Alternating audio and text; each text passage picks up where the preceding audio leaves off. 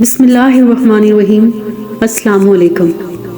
ہرن اور اللہ تعالیٰ کی قدرت۔ ہرن کی کمر پہ جو پسینہ آتا ہے وہ اس کی ناف میں جمع ہوتا ہے، اور جب وہ دوڑتی ہے تو جو گرد اڑتی ہے وہ پسینے میں جم جاتی ہے اور وہ کستوری بن جاتی ہے۔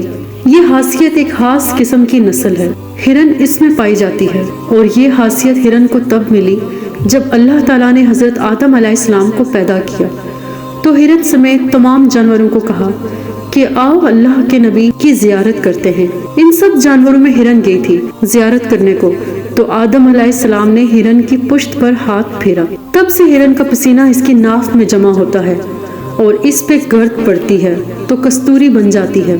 کستوری دنیا کی مہنگی ترین خوشبو ہے، اور کستوری کی جائے تولید ہرن کی ناف ہے۔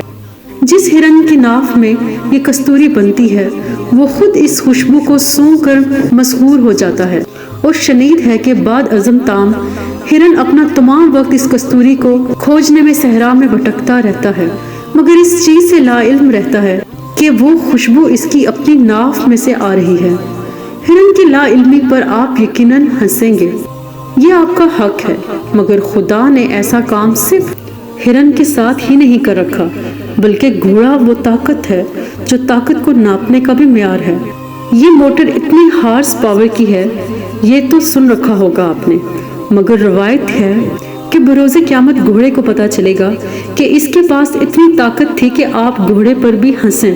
آپ گھوڑے پر بھی ہنسنے میں حق بجانب ہیں، مگر ایسا کام صرف گھوڑے کے ساتھ بھی نہیں، آپ کے ساتھ بھی ہے اور میرے ساتھ بھی، کیونکہ حدیث سرور دو عالم صلی اللہ علیہ وسلم ہے، جس نے اپنے آپ کو پا لیا، اس نے اپنے رب کو پا لیا، مگر خود تک کی رسائی اور معرفت نہ مجھے ہے اور نہ آپ کو۔